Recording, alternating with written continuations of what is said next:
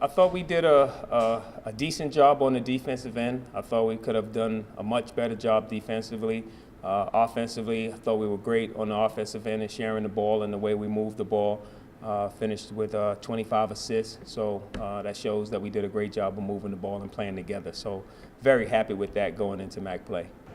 33 points off the bench. You got to be very pleased with the depth that you have heading into MAC play. Definitely pleased with the guys all stepping up and taking their turns and playing well and playing for one another. That was the biggest thing, but they all came in and played really good defense. So that was the thing that kept us, got us the lead, and we didn't relinquish it after that.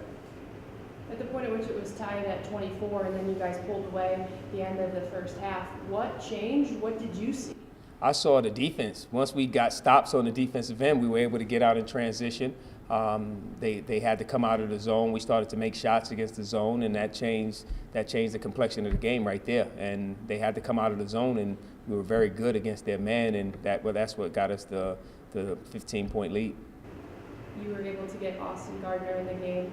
What was that like to get him in the game? And he may not have had a name on the back of his jersey, but he sure seemed to love being out there. He's been great in practice. He's been really good in practice. He earned the minutes that he got tonight, and it was just fun to get him out there and kind of get that off his back. It's kind of hard when you never play, and now you just throw him into a game. MAC play, and MAC play is much more difficult than pretty much our non-conference. Our non-conference, we play some tough teams, but the MAC is extremely good, so we got to be prepared for the MAC. And I just didn't want to throw him in MAC play. I wanted to get him in with some significant minutes, and he did a really good job. To have 25 assists, what kind of, I guess, can that kind of add another level to this team for the offense when you're able to share the ball like that? The biggest thing in 25 assists, when you get 25 assists, what has to happen?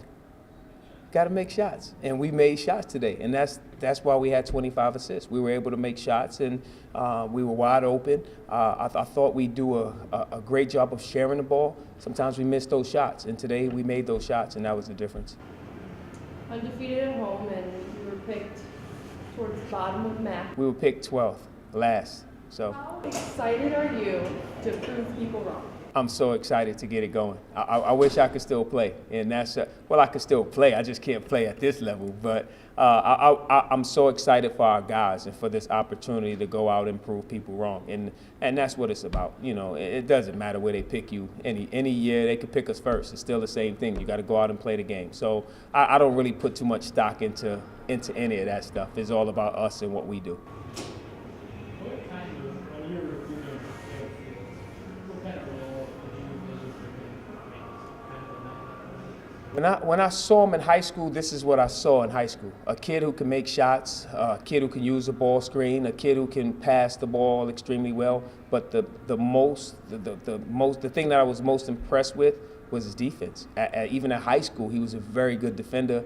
He gets to college, that didn't leave him. He's still a very good defender. And that's what I was most impressed. I was waiting for a game like tonight from Caleb Fields. So I'm hoping that this will get him out of his shell. He's a quiet kid. He kind of feels out what you're saying. He listens to everything, and he kind of understands and finds his place. He's finally opening up now. He's telling a little more jokes and different things like that. So you see him opening up and getting more comfortable. So my biggest thing was getting him comfortable. I thought tonight was a step in that direction, and seeing how he can do this week in practice, and hopefully that'll carry over to Kent State again.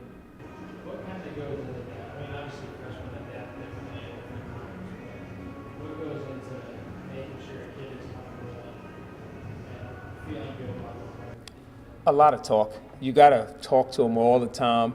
Every time you see him, you got to have some type of communication with him. I'm always having different types of dialogue with him. If I see him right now walking out, hey, great job, just everything. And then he'll open up and he'll start to talk a little more.